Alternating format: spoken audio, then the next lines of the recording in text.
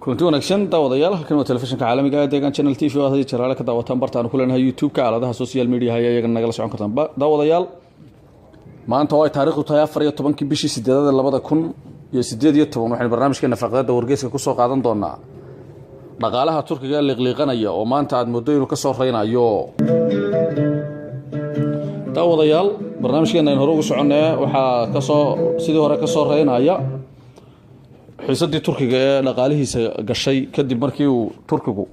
lacagta liirada ee wadankaasi laga isticmaalay boqolkiiba 40 hoos u dhacday tan iyo xilligii loo doortay madaxweyne Recep Tayyip Erdogan madaxweynaha awoodda badan ee wadankaasi uu wax ka bedelay dastuurka cadaadis badan oo saaraa wadanka Turkiga intii muddo ahba oo ay ka saaraa wadamada reer galbeedka gaar ahaan Yurub ayaa waxa ugu biiray iminka wadanka Mareykanka oo isaguna cashuur badan ku soo rogay macdanta iyo birta laga dhoofin jiray wadankaasi cashuur xadaaf ku soo rogay dadka xilalka ka haya dawladda Recep Tayyip Erdogan qaar kamid ah ku soo rogay cunaqabatayn kadib markii baadari Kurdiya haystan dhalashada wadanka Turkiga haysta dhalashada wadanka Mareykanka lagu xidhay wadanka Turkiga oo xabsi guriga ku jiray iminka ay labada wadan isku seegeen waxa kale oo in dhaweyd ba jirtay xiisad u dhaxaysa reer galbeedka iyo wadanka Turkiga hase yeeshee waxa iminka ay sartu ka qulantay baa la leeyahay markii madaxweyne Donald Trump uu cunaqabatayn saaray wadanka Iran uu ka codsaday Turkigu inuu joojiyo saliidda wadankaasi ka soo dhoofsado iyo xiriirka dhaqaale ee xoog badan ee uu la leeyahay wadanka Iran iyo Turkiga oo xad dheer leh ayaa Turkigu ku gacan saaray arrinkaasi waxaanu Turkigu ka diiday madaxweyne Donald Trump inuu Iran xiriirka u jaro cunaqabatayntana oo dacalka ka saaro waxaana taasi kaliftay baa la leeyahay inay dhaqaalihii Turkiga uu hoos u dhaco kadib markii ay wadanka Mareykanka oo galaangal weyn ku leh dhaqaalaha wadankaasi iyo siyaasadda caalamka uu mar qura joojiyay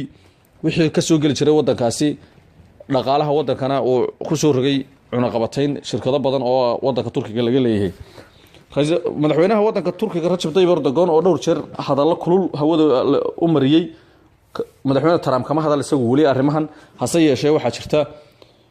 in uu madaxweynaha wadankaasi Turkigu uu la yahay taageero xaga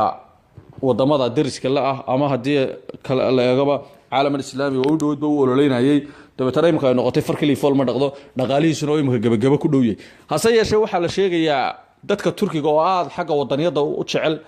ayaa waxa la sheegayaa inay dhaqaale badan bixiyeen dollar badan ku shubeen bangiyada wixii guryaha u yaalay lacagtii dahabka guryaha u yaalay waxaana la sheegayaa maanta inay ka soo reynayso dhaqaalahoodu oo sidii hore ka soo yara kacayo oo istaagay hoos u dhici badnaa xawliga ay ku socotay waxaana la sheegayaa inay wax aad u yar kor soo kacday tan ayaa rajo gelinaysa dadka reer Turki walow aanay ku filayn oo imka dhaqaalaha wadankaasi aanu aad u wanaagsaneyn sidii hore loo kobca ugu jiray waxaana la sheegayaa inaanay jirin suuq kale oo imka la rajaynayo inuu si degdeg u helo maadaama wadamada Ruushka iyo wadanka China ay iyaga laftirkoodu raadinayaan suuqyada Mareykanka inay iyagu laftirkoodu ay wax ka gataan daawadayaal inta waxaan ku soo goobaynaa barnaamijkeenii faqrada wargeyska aynu maanta ku soo qaadanay dawladda wadanka Turkiga iyo problemada ka haysta ama dhibaatooyinka haysta dhaqaalahooda iyo lacagtooda liirada waxaan idinkaga tageynaa amaana Allah iyo sarag dambe waxaana warkan idin la socodsiinaya anigoo ah Ismaaciil Qacure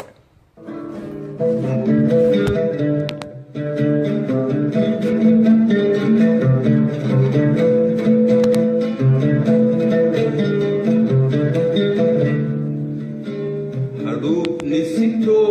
hashisa irman amali laleya haybana hadub nisito hashisa irman amali laleya haybana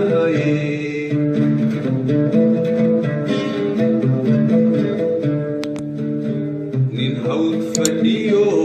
arad dila